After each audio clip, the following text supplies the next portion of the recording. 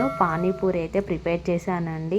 ఎప్పటికీ బయట తినకుండా మనం ఇంట్లో ఈజీగా ఎలా ప్రిపేర్ చేసుకోవాలో నేనైతే వీడియోలో చూపించానండి. స్కిప్ చేయకుండా చూడండి. ఇక్కడైతే నేను బఠానీ అయితే ముందే నానబెట్టుకున్నానండి. ఒక 3 అవర్స్ అయితే నానబెట్టుకున్నాను. మనం నానబెట్టుకుంటే మనకి త్వరగా ఉడికిపోతాయి బఠానీ అనేది. సో ముందే నేను నానబెట్టి పెట్టుకున్నాను. ఇక్కడైతే నేను బఠానీ అయితే ఉడకబెడుతున్నానండి. అలాగే బఠానీలో నేనైతే ఒక 3 మీడియం సైజు ఆలు అయితే ఇలా కట్ చేసి వేసుకుంటున్నాను. 2 ఒకేసారి బాయిల్ చేస్తున్నానండి, ఎందుకంటే టైం సేవ్ అవుతుంది కదా. సో నేనైతే ఇక్కడ 3-4 విజిల్స్ అయితే పెట్టాను. అలాగే నేను ఇక్కడ పానీ రెడీ చేసుకుంటున్నాను. ఇక్కడ మిక్సీ జార్ తీసుకొని దాంట్లోకి పుదీనా, కొత్తిమీర, ఒక 2 చిల్లీస్ అయితే యాడ్ చేసుకున్నాను. అలాగే చిన్న అల్లం ముక్క అండి. ఇదైతే అల్లం ముక్క అయితే ఖచ్చితంగా ఉండాలండి. సో దీన్ని అయితే ఇలా మెత్తగా పేస్ట్ చేసుకున్నాను.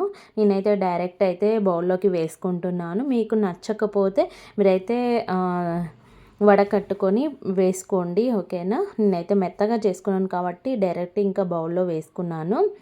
ఇలా నేను అలాగే చింతపండు కూడా నానబెట్టి పెట్టుకున్నాను, అది కూడా రసం వేసుకున్నానండి. అలాగే మనకు తగినంత వాటర్ కూడా యాడ్ చేసుకొని దీంట్లోకి సాల్ట్ వేసుకోవాలి. అలాగే ఇది అయితే జీలకర్ర మిరియాలు దంచి పౌడర్ చేసుకున్నానండి, అది యాడ్ చేసుకున్నాను. అలాగే చాట్ మసాలా అండి, ఇది కూడా యాడ్ చేసుకొని బాగా మిక్స్ చేసుకోవాలి. నేనైతే కారం అయితే యాడ్ చేయట్లేదు, ఎందుకంటే గ్రీన్ చిల్లీస్ వేసాను కదా, కారం ఉంటాయి, మళ్ళీ పిల్లలు అయితే తినరు కదండి కారం ఉంటే. సో నేనైతే ఇంకా ఇలా రెడీ అయితే చేశాను. పానీ అయితే రెడీ అయిపోయింది. ఇప్పుడు మనం పూరి అయితే రెడీ చేసుకుందాం. నేనైతే డీమార్ట్లో తీసుకొచ్చానండి ఈ పూరీస్, రెడీమేడ్గా ఉంటాయి కదా. సో టైం సేవ్ అవుతుందని నేనైతే ఇలా తీసుకొచ్చాను. ఇవి మనం కొద్దిగా ఆయిల్ వేసి సిమ్లో పెట్టేసి మనం ఫ్రై చేసుకోవాలండి. హైలో పెడితే బాగా రెడ్గా అవుతాయి. సో ఇలా సిమ్లో పెట్టి మనం ఫ్రై చేసుకోవాలి. ఇలా అన్ని పూరీలని మనం ముందుగానే రెడీ చేసుకొని పెట్టుకోవాలండి.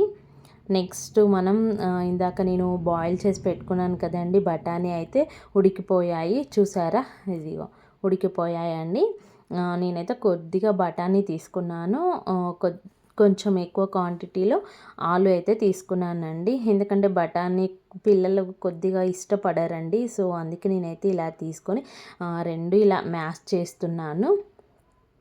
ఇలా మ్యాష్ చేసి మనం దీంట్లోకి అయితే స్పైసెస్ అయితే యాడ్ చేయాలండి. నేనైతే చాలా తక్కువ స్పైసెస్ అయితే యాడ్ చేస్తున్నాను, ఎందుకంటే పిల్లలు తింటారు కాబట్టి.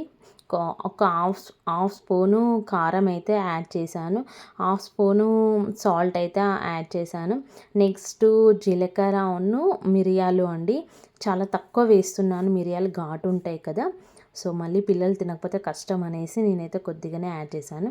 నెక్స్ట్ చాట్ మసాలా అండి, ఇదైతే ఖచ్చితంగా ఉండాలి పానీపూర్లకి, ఇదే మెయిన్ కదండి. సో ఇలా మనం బాగా మిక్స్ చేసుకోవాలి. నేను కారం తక్కువ వేసాను కాబట్టి స్టఫ్ అనేది కొద్దిగా కలర్ తక్కువ కనిపిస్తుంది. అలాగే నేను లాస్ట్లో కొత్తిమీర అయితే యాడ్ చేశానండి, సన్నగా తరిగి పెట్టుకున్నాను. చూసారా, మనకి ఎంతో ఇష్టమైన పానీపూరి అయితే రెడీ అయిపోయింది. చూసారా, చాలా అంటే చాలా క్రిస్పీగా అయితే వస్తాయండి పూరీలు అయితే. మనం ఇలా రెడీమేడ్గా తెచ్చుకొని ఎప్పటికప్పుడు మనం ప్రిపేర్ చేసుకొని తినొచ్చండి. చాలా అంటే చాలా టేస్టీగా ఉంటాయి. మీరు కూడా తప్పకుండా ట్రై చేయండి. ట్రై చేసి ఎలా వచ్చిందో నా కమెంట్ బాక్స్లో కమెంట్ చేయండి. వీడియో నచ్చినట్టయితే లైక్ చేయండి, షేర్ చేయండి, ఛానల్ని సబ్స్క్రైబ్ చేసుకోవడం మర్చిపోకండి. ఇలాంటి మరెన్నో వీడియోస్ అయితే మీ ముందుకి తీసుకురావడానికి ప్రయత్నం చేస్తున్నాను. మీరైతే మంచి సపోర్ట్ ఇవ్వండి, ఓకేనా. చూసారా, పానీపూరి అయితే రెడీ అయిపోయింది, చూస్తుంటే నోరూరిపోతుంది. మీరు కూడా తప్పకుండా ట్రై చేయండి. Thanks for watching, bye.